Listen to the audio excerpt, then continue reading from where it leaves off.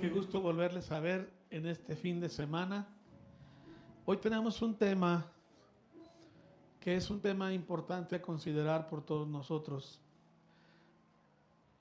Cuando la iglesia crece, aparecen problemas que buscan frenar su crecimiento. En este tiempo, aunque no parezca, estamos creciendo, pero tenemos que cuidarnos de aquello que nos impida crecer. Para esto voy a mencionarles que hay dos tipos de problemas por los cuales una iglesia no puede crecer. Uno de ellos son problemas internos y otro de ellos es un problema que viene de fuera de la iglesia. Hoy vamos a ver un problema interno que estaba o que buscaba frenar el crecimiento de la iglesia. A finales del capítulo 4 del libro de los Hechos, un hombre llamado Bernabé, o que era conocido como Bernabé, vende una propiedad muy importante y todo lo que obtiene de la venta de esa propiedad lo pone a los pies de los discípulos. Un hombre y su esposa, en el siguiente capítulo, capítulo 5, versículo 1, tal vez motivados por el hecho de ver cómo Bernabé había actuado, tomaron una actitud distinta a la de él. Quiero que lo veamos. Capítulo 5, versículo 1. Había un cierto hombre llamado Ananías, que junto con su esposa, Safira, vendió una propiedad y llevó solo parte del dinero a los apóstoles, pero afirmó que era la suma total de la venta. Con el consentimiento de su esposa, se quedó con el resto. Aquí estamos viendo una situación complicada dentro de la iglesia porque este hombre quiso aparentar hacer lo mismo que había visto hacer a Bernabé.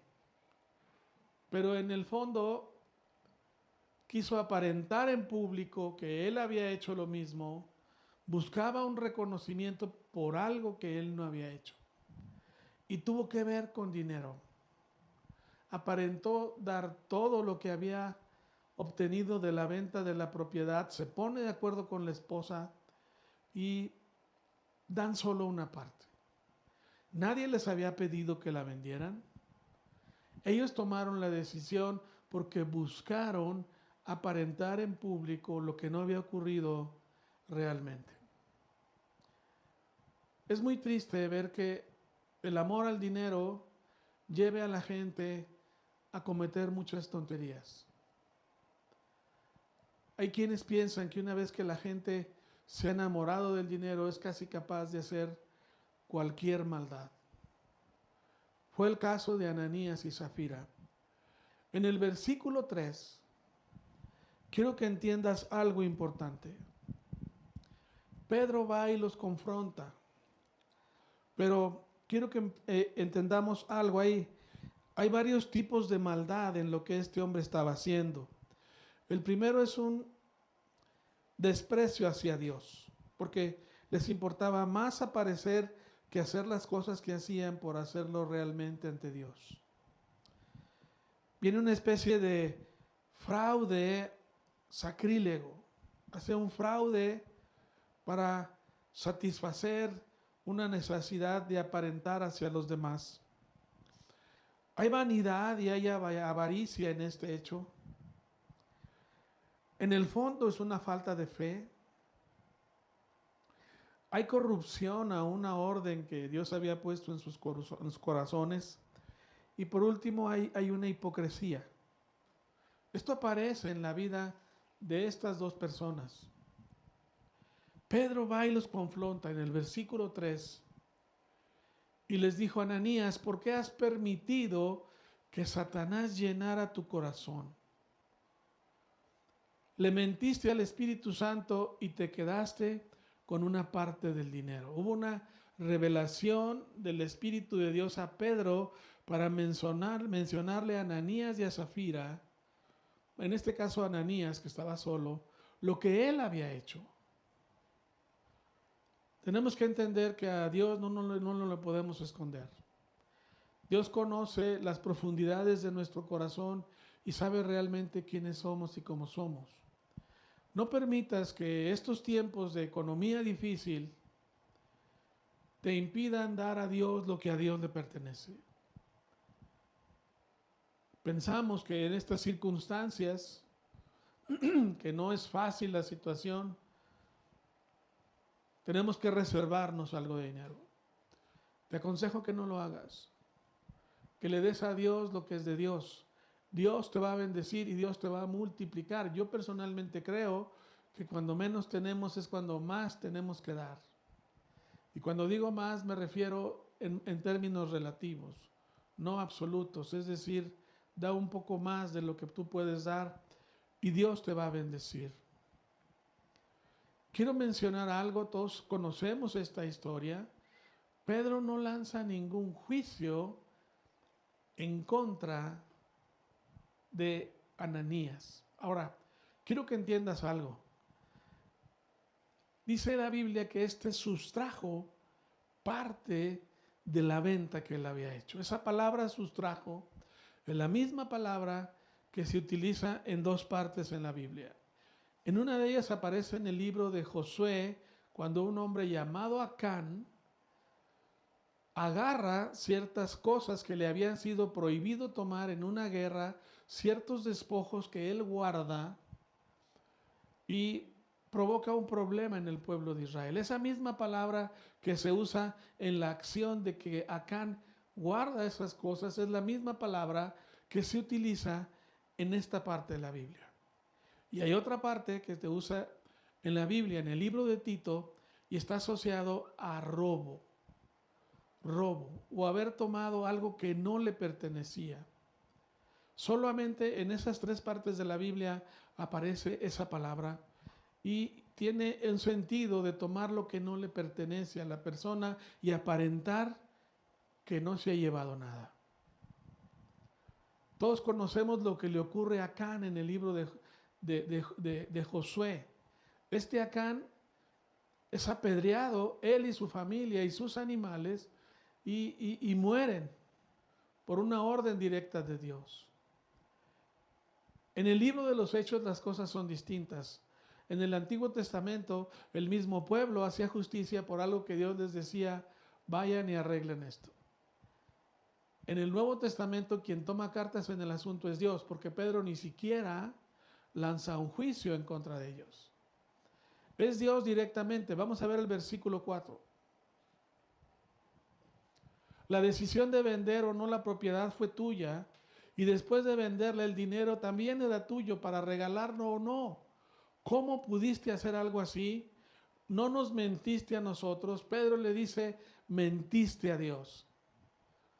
Pero quiero que entendamos algo. Ananías no le tenía miedo al pecado que estaba cometiendo, le tenía temor a ser descubierto. Y la consecuencia se ve en el versículo 5. En cuanto Ananías oyó estas palabras, cayó al suelo y murió. Tengo la impresión de que muere de un infarto o algo así, porque no pensaba ser descubierto. Pero toda la gente se enteró y la última parte del versículo dice, todos los que se enteraron de lo sucedido quedaron aterrados.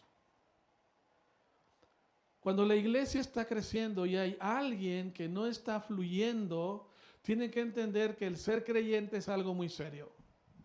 Y eso lo entendieron las personas que se dieron cuenta de lo que le pasó a Ananías. Y estamos hablando del Nuevo Testamento, no es el Antiguo Testamento.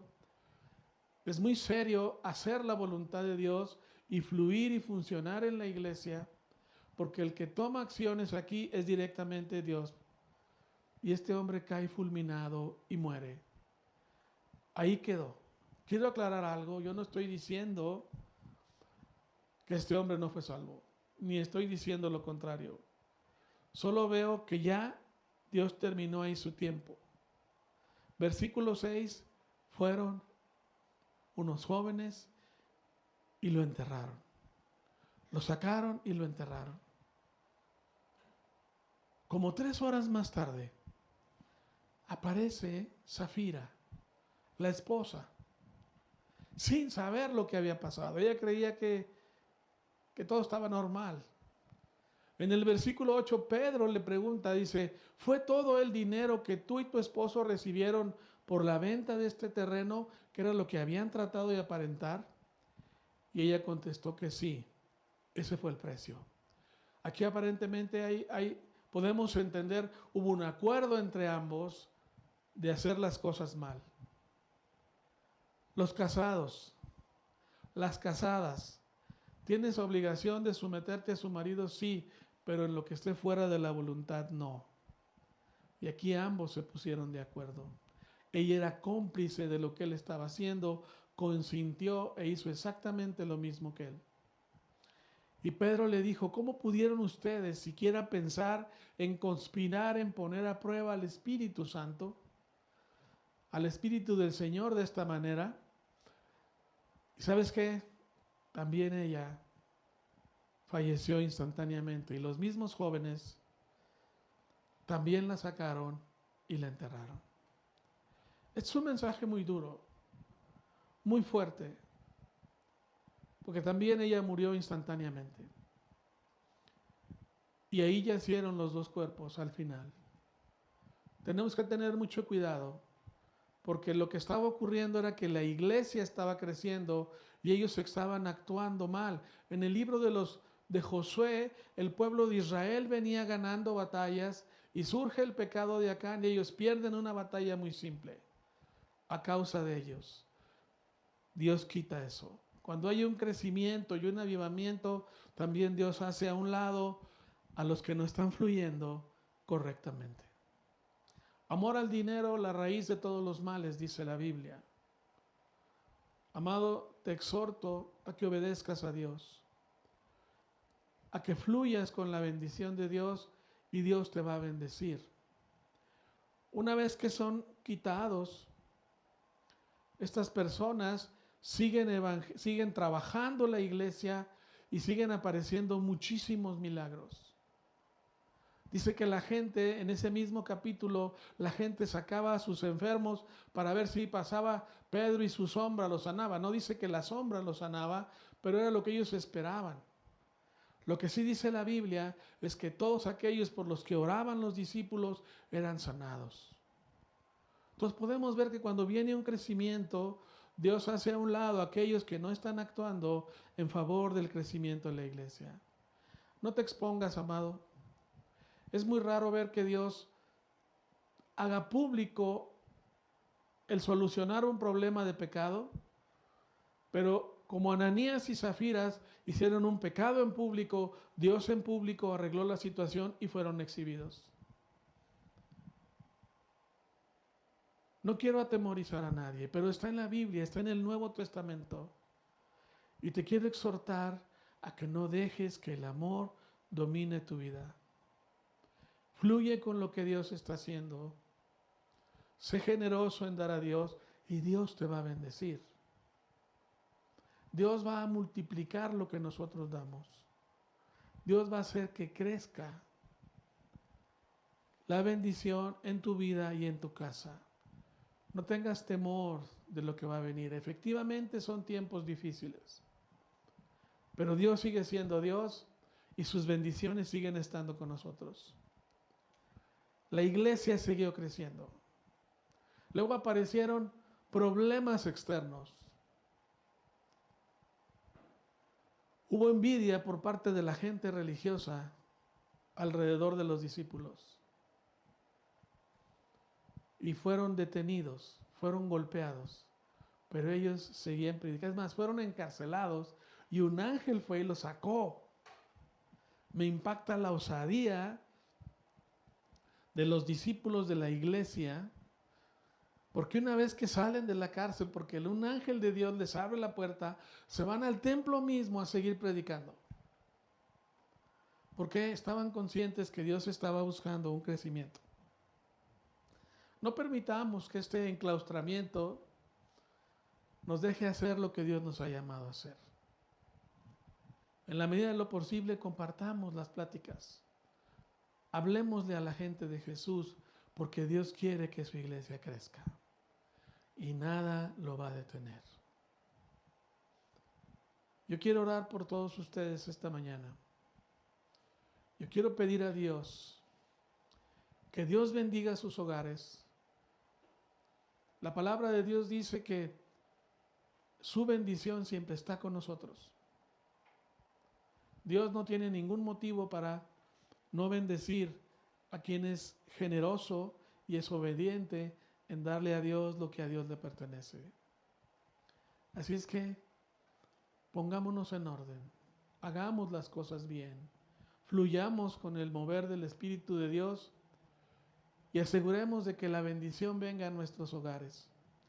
Voy a orar por todos ustedes. Padre, si hay alguien en esta plática escuchando y no te conoce, Señor, queremos orar por esa persona y orar por toda la gente que está con nosotros, pero en especial por los que no te conocen, Padre, porque tú vengas a sus vidas y tú los limpies, Dios. A las personas que no conocen a Jesús en esta mañana, yo te pido que repitas esta oración. Dile: Padre, te acepto como mi Señor y Salvador, perdona mis ofensas. Quiero obedecer y caminar contigo. Quiero fluir en tu bendición. Quiero que tu bendición venga a mi casa. Quiero que tu bendición llene mi vida y la de mi familia. Te acepto, Jesús, como mi Señor y Salvador. Y Padre, yo te pido que bendigas a cada familia, a cada hogar representado en la gente que esté escuchando, Dios, para que tu bendición engrandezca y supla las necesidades de cada uno de todos nosotros. Bendícelos, Señor, protégelos, Padre, cuídalos, Señor, en el nombre de Jesús. Amén. Amén. Dios ha sido muy bueno. Y fíjate lo que dice el Salmo 127. Este es el título, dice: todo viene del Señor. Dice: si el Señor no construye la casa, de nada sirve que trabajen los constructores. Si el Señor no protege la ciudad, de nada sirve que vigilen los centinelas. De nada sirve trabajar de sol a sol y comer pan ganado con dolor, cuando Dios lo da a sus amigos mientras duermen. ¿Sabes? Me gusta ese porque sabemos que hay una necesidad, pero dice que Dios está construyendo, y a veces tenemos esta como tentación de que si yo puedo ser generoso, si yo a lo mejor dejo de hacer ciertas cosas, no va a haber un fruto. Pero dice que Dios esto nos lo da. Y sabes, a veces mientras nosotros nos dedicamos a lo que Dios nos ha pedido, Dios sigue trabajando. No tengas miedo de ser generoso, o no tengas miedo de dejar de hacer lo que antes hacíamos, porque en esta temporada Dios sigue trabajando. Aunque tú y yo a veces parece ser que sentimos que Dios no está trabajando, Él sigue construyendo. Nuestras vidas están en sus manos, tu familia está en sus manos. Es que quiero animarte a que tú puedas tener la confianza de que Él es quien está velando, Él es quien está trabajando en nuestras familias. Quiero recordarte que si tú quieres hacer tus donativos, lo puedes hacer mediante OXXO, o también lo puedes hacer mediante una transferencia electrónica. Agradecemos muchísimo la generosidad que tú has tenido. Y pues muchas gracias en esta mañana que has apartado, que has estado con nosotros, con tu familia. Queremos recordarte que tenemos 2 reuniones más, así es que conéctate, puedes pasar el link y pues que tengas un excelente domingo. Nos vemos, que estés muy bien.